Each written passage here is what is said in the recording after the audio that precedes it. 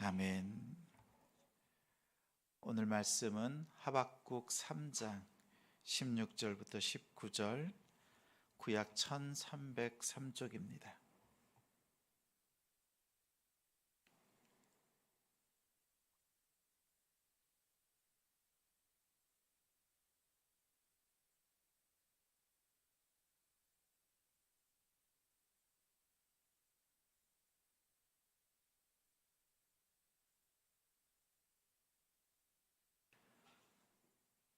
하박국 3장 16절부터 19절, 구약 1303쪽 같이 읽겠습니다. 내가 들었으므로 내 창자가 흔들렸고 그 목소리로 말미암아 내 입술이 떨렸도다. 무리가 우리를 치러 올라오는 환난 날을 내가 기다림으로 썩이는 것이 내 뼈에 들어왔으며 내 몸은 내 초소에서 떨리는도다. 비록 무화과 나무가 무성하지 못하며 포도나무에 열매가 없으며 감람나무에 소출이 없으며 밭에 먹을 것이 없으며 우리의 양이 없으며 외양간에 소가 없을지라도 나는 여호와로 말미암아 즐거워하며 나의 구원의 하나님으로 말미암아 기뻐하리로다. 주 여호와는 나의 힘이시라. 나의 발을 사슴과 같게 하사 나를 나의 높은 곳으로 다니게 하시리로다. 이 노래는 지휘하는 사람을 위하여 내 수금에 맞춘 것이니라. 아멘. 오직 하나님으로 기뻐하는 가정, 오직 하나님으로 기뻐하는 가정이라는 제목으로 말씀 전하겠습니다. 한 주간 하나님을 기뻐하면서 믿음으로 살아낸 우리 성도들, 우리 가정을 주님의 이름으로 축복합니다. 축복합니다. 하박국서는요 3장으로 되어 있습니다. 총 56절로 아주 짧은 성경입니다.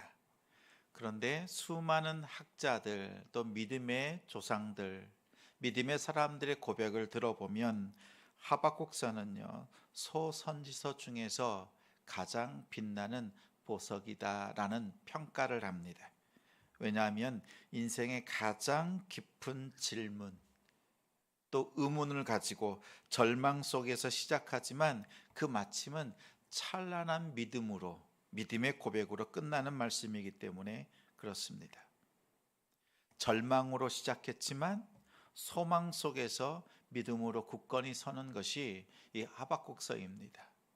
여러분이 오늘 말씀을 또 우리가 큐티의 묵상을 할 때 곰곰이 살펴보십시오. 내 인생에 풀리지 않는 문제가 있을 때, 또 어떠한 어려움을 만났을 때, 그때 우리가 하나님 앞에 엎드릴 때 그 답답함으로 나아가지만 하나님은 기어코 우리의 마음을 풀어주시고 우리를 바꿔놓으시는 하나님이란 사실을 하박국서를 통해서 우리는 깨닫게 됩니다.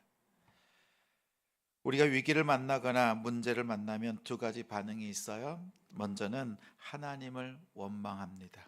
또 두 번째는요, 하나님께 실망하는 거예요. 원망했다가 실망했다가. 가만히 보면 원망과 실망하는 그 자리를 가만히 살펴보면 백의 백은 이렇습니다. 내 생각으로 생각했고 내 시간표대로 기대했던 겁니다. 그리고 그 중심에는 누가 있어요? 하나님이 아니라 내가 있더라라는 거예요. 원망과 불평이 있을 때 내 중심에 무엇이 있나 살펴보라는 것입니다. 문제를 한번 내겠습니다. 느부갓네살 왕의 영적 나이는 몇 살일까요? 느부갓네살 왕의 영적 나이는요? 갓 4살이니까 4살이죠.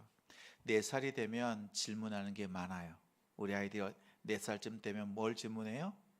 왜요? 왜요? 왜요? 끊임없이 왜냐고 묻습니다. 이 하박국 선지자가요, 하나님 앞에 4살짜리 아이처럼 하나님께 묻는 거예요. 왜 악인이 형통합니까? 왜 하나님은 그럼에도 침묵하십니까? 왜 하나님 언제까지입니까? 이렇게 토로하고 있는 것이 하박국 선지자입니다. 우리와 다르지 않지요. 하나님께 따지고 물었습니다. 근데 3장에 오면 이 선지자가 완전히 다른 사람이 되어 있습니다. 환경이 바뀐 것 아닙니다. 아수르가 멸망당하고 이제 남유다를 바벨론이 침공해서 심판당하는, 멸망당하는 그 회초리가 여전히 살아 있습니다. 하나님의 계획은 착착착 진행되고 있습니다. 바벨론 군대가 코앞까지 밀어닥칩니다. 그런 상황이에요. 환경의 변화는 없어요. 그런데 그의 마지막 고백을 보면 나는 여호와로 말미암아 즐거워하고 나의 구원의 하나님으로 인하여 기뻐하겠다라는 고백을 하고 있습니다. 상황은 그대로인데 어떻게 하박국 선지자가 변화되었는가, 완전히 바뀌었는가라는 거지요. 문제가 해결된 것이 아닙니다. 오늘 말씀을 통해서 한 절 한 절 풀어갈 때 우리의 가정, 우리의 심령을 새롭게 하시는, 그래서 우리를 완전히 탈바꿈해 놓으시는 그 말씀을 만나는 이 시간이 되길 바랍니다. 자, 먼저는 모든 믿는 자에게, 성도에게 두려움은 찾아온다라는 것입니다. 16절 같이 읽겠습니다. 시작. 었으므로 내 창자가 흔들렸고 그 목소리로 말미암아 내 입술이 떨렸도다. 무리가 우리를 치러 올라오는 환난난을 내가 기다림으로 썩이는 것이 내 뼈에 들어왔으며 내 몸은 내 처소에서 떨리는도다. 내 창자가 이렇게 말합니다. 내 창자가 흔들렸다라고 해요. 여기서 창자라고 하는 것은 우리 신체 장기를 말한다기보다는 우리 인간 내면에 있는 깊은 그 감정의 중심이 떨렸다라는 것입니다. 요동쳤다라는 것이에요. 영혼의 깊은 것까지도 흔들릴 수밖에 없는 두려움이 찾아왔다는 것입니다. 입술이 떨렸고 뼈가 썩었고 내 몸이 처소에서 떨렸다라는 거예요. 하나님께서 유다를 심판하시는 그 회초리가 너무나 무서운 거예요. 나라의 멸망입니다. 바벨론의 잔악한 침략, 그리고 그 환란, 이것을 생각할 때요 극심한 공포가 임해 있다는 것입니다. 나라의 멸망을 앞에 두고 선지자는 하나님 앞에 질문했던 것입니다. 믿음이 아무리 좋은 사람도요 두렵습니다. 재정적인 위기나 건강의 어려움이 닥쳐올 때, 또 자녀들에게 문제가 생길 때, 이럴 때요 창자가 흔들리는 것처럼 아픔을 겪습니다. 그런 때가 있습니다. 그럴 때 어떻게 해야 돼요? 우리의 감정을 억누르고 우리의 감정을 속이지 말라는 거예요. 지금 하박국 선지자는요 그 아픔을 가지고 하나님 앞으로 나아갑니다. 그 감정이 요동칠 때 하나님의 신실하심을 여러분의 중심에 세울 수 있는 우리 성도가 됩시다. 두려움이 없는 것처럼 연기하는 것 아니에요. 믿음이 있는 것처럼, 굳건한 신앙처럼 포장하는 것이 아니라 오히려 내 마음에 두려워하는 그 마음이 들어왔을 때 그 마음을 가지고 세상으로 가지 말고 어디로 가요? 하나님 앞으로 가자는 거예요. 하나님 앞으로 나아갈 수 있는 우리가 되길 바랍니다. 두려움이 찾아왔을 때 정직하십시오. 눈물 흘려야 될 때, 또 부르짖어야 될 때, 기도해야 될 때, 그때 엎드리십시오. 최선을 다해서 기도하되 하나님 앞에서 기도할 줄 아는 지혜로운 성도가 됩시다. 자, 두 번째는 두려움을 찾아왔을 때 정말 어떻게 해야 되느냐라는 거예요. 17절부터 18절 두 절 같이 읽습니다. 비록 무화과 나무가 무성하지 못하며 포도나무에 열매가 없으며 감람나무에 소출이 없으며 밭에 먹을 것이 없으며 우리의 양이 없으며 외양간에 소가 없을지라도 나는 여호와로 말미암아 즐거워하며 나의 구원의 하나님으로 말미암아 기뻐하리로다. 17절 말씀에 보니까 없고 없으며 이렇게 말하고 있어요. 인생의 가장 완벽한 절망, 그리고 인생의 가장 가난한 결핍을 보여주는 구절입니다. 당시의 이스라엘의 농경 사회 그리고 유다 경제를 지탱했던 핵심 자산 6가지가 있습니다. 무화과, 포도, 감람나무, 밭의 곡식, 우리의 양과 소 이런 것들이지요. 근데 농업도 목축도 경제도 그리고 당장 오늘 먹을 양식조차 없는 그러한 철저한 빈곤 상태에 놓여 있습니다. 이게 영적인 문제뿐만 아니라 육적인 문제도 바닥이었습니다. 그런데 더 놀란 건 뭐예요? 이런 상황 속에서 반전이 일어난다는 거예요. 근데 그 반전이 무엇이냐라는 거지요. 우리 18절 말씀 한 번 더 읽겠습니다. 제가 그러나 하면 여러분이 읽어주세요. 그러나 즐거워하며 나의 구원의 하나님으로 말미암아 기뻐하리로다. 하박국 선지자의 고백이 그래요. 그러나예요. 현재가 있지만 그 아픔이 있고 모든 부분에 영적으로든 또 보이는 모든 사회적, 경제적, 종교적 문제이든 다 바닥나버린 그 상태 속에 있지만 그러나 나는 이렇게 말합니다. 세상 속에 있는 그 상황 속에 있지만 그러나 나는 라고 고백하면서요. 그 뜻이 뭐예요? 세상은 다 무너지고 경제는 바닥이 나고 내 손엔 아무것도 쥐어진 것이 없지만 여러분 한번 생각해 보세요. 인생을 살았습니다. 열심히 살았어요. 근데 인생의 마지막 쯤 왔을 때 가만히 들여다보니까 여러분 손에 쥐어진 것이 아무것도 없는 자신의 모습을 발견할 때 어떻겠어요? 참 초라하다고 생각 들지 않겠어요? 자녀가 없고 경제적인 문제도 없고 또한 자신의 미래가 불확실합니다. 그럴 때 어떻겠어요? 그 마음이 곤고하지 않겠어요? 근데 하박국 선지자의 고백은 그래요. 그러나 나는 그 다음 뭐예요? 그럴지라도 나는 다르게 살겠습니다 라는 고백이 그 안에 담겨 있습니다. 근데 중요한 건 뭐예요? 환경이 아니라 나 자신을 바꿔 놓는 거예요. 변화의 시작은 누구로부터 시작돼요? 나로부터 시작되는 겁니다. 여러분의 환경으로부터 시작되는 것이 아니라 여러분의 중심으로부터 변화가 시작됩니다. 어떻게 그렇게 할 수 있죠? 바로 뒤에 나오는 구절이죠. 여호와로 말미암아라는 거예요. 기뻐하고 즐거워하겠다라는 것입니다.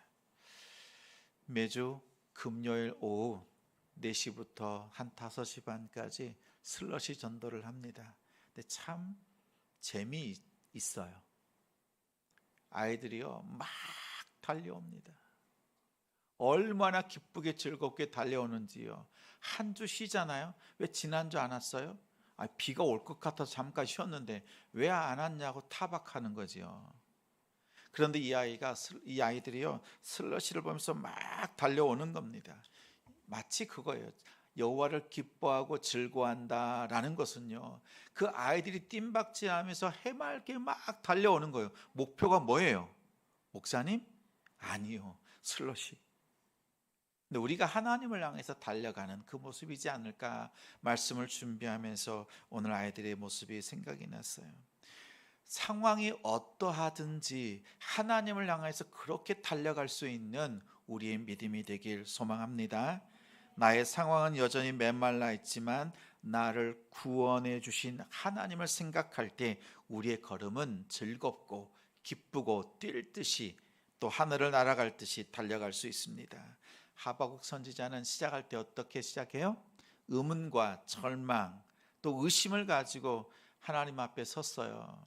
근데 하박국 선지자의 이름의 뜻이 포옹하는 자, 껴안는 자라는 뜻이에요. 1장에서는요 문제를 끌어안았어요. 문제를 품에 안았어요. 그거를 포옹했습니다. 근데 3장에 왔을 때는 무엇을 껴안아요? 하나님을 껴안습니다. 하나님을 껴안아요. 우리 성도들이 이 시간 하나님 앞에 나올 때 기도의 제목을 가지고 왔죠. 문제를 가지고 왔습니다. 근데 문제를 가지고 와서 문제를 껴안는 것이 아니라 하나님을 껴안는 금요 저녁 기도가 되길 소망합니다. 여러분 여기 와서요 기도를 하나님 앞에 드리면서 문제를 끌어안고 낑낑대지 마시고 하나님 앞에 맡기고 하나님을 껴안는 지혜로운 성도가 되시길 바랍니다. 그러면 하나님께서 해주시는 일이 있어요. 19절 말씀 같이 읽어요.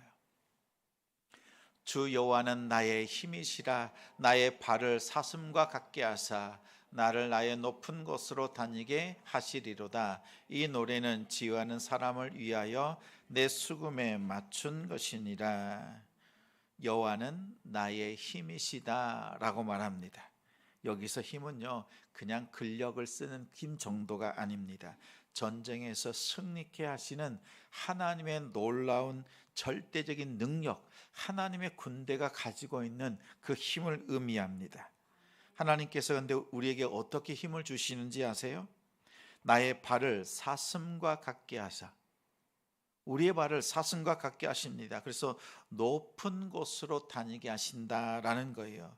사슴은 깎아지른 듯한 절벽, 바위산을요 걸어 다닙니다. 미끄러지지 않습니다. 미끄러지지 않아요. 보세요. 세상은요 요동칩니다. 올라갔다가 내려갔다가 비탈길이에요. 근데 많은 사람들이 인생의 그 비탈길에서 미끄러집니다. 멸망당합니다. 근데 믿음의 사람은요 그 세상의 비탈길에서 하나님께서 사슴의 발과 같이 그 발굽을 주셔서 미끄러지지 않고 넘어지지 않게 하신다라는 겁니다. 절벽을 없애주시는 것이 아니에요. 그대로 있고 험하지만 그 험한 그 길을 견딜 수 있도록 하나님께서 힘을 주신다라는 뜻입니다. 신앙의 비밀이 여기에 있어요. 우리는 환경을 바꿔달라고 하지요. 막힌 문제를 없애달라고 하고 또 오르막길 너무 힘드니까 하나님 그 오르막길도 없애주세요 라고 해요. 근데 하나님은 환경을 그대로 두신 채 우리가 그 길을 걸어갈 수 있도록 넘어지지 않고 미끄러지지 않을 수 있는 그 사슴의 발을 주신다는 거예요. 다시 말하면 이제 우리가 환경과 고난을 그대로 남겨놓고 그것을 감당할 수 있는 믿음의 체급을 높여주시는 거예요. 우리의 믿음의 정도가 어린아이 같을 때는 쉽게 넘어지고 또 미끄러지지요. 근데 어때요? 이제는 믿음의 걸음을 디딜 수 있도록 힘을 주시고 미끄러지지 않도록 넘어지지 않도록 붙잡아 주신다라는 거예요. 그래서 높은 곳을 다니게 하시는 거예요. 결국에는 승리의 자리, 안전의 자리, 하나님과 가장 가까이 할 수 있는 그 자리로 인도하시고야 만다라는 겁니다. 여러분 무엇을 구하시겠어요? 여러분 구하십시오. 하나님께서 여러분에게 주시는 사슴의 발과 같이 미끄러지지 않는, 요동하지 않는 그 믿음의 체급을 올리는 우리 성도들이 되시길 바랍니다. 자, 말씀을 정리합니다. 하박국 선지자는 시작할 때 뭘 껴안았어요? 문제를 껴안았어요. 근데 마지막에서는 어떻게 해요? 3장에서는 하나님을 껴안습니다. 하나님을 껴안을 때 하나님께서 우리의 믿음의 분량, 믿음의 체급을 바꿔 놓으십니다. 그래서 넉넉히 세상을 향하여서 믿음으로 감당케 하시는 하나님의 뜻이 있음을 믿습니다. 이것은요 말씀 한 번으로 되지 않아요. 특별히 우리 성도들에게 권합니다. 3장으로 되어 있어요. 56절밖에 되지 않습니다. 여러분이 오늘 집으로 돌아가시거든 씻고 잠들기 전에 이 하박국 선지서를 한번 읽어보십시오. 우리의 시작이 어떠했는가, 그리고 하나님께서 어떻게 이 하박국 선지자를 바꿔 놓으셨는가, 이 말씀을 꼭 읽고 오늘 잠자리 들 수 있는 우리 성도들이 되시길 바랍니다. 그러면 그 기쁨이 여러분을 붙잡아 주시고 하나님을 껴안는 자에게 하나님께서 그 크신 팔로 껴안아 주시는 복된 이 시간이 되기를 주님의 이름으로 축원합니다.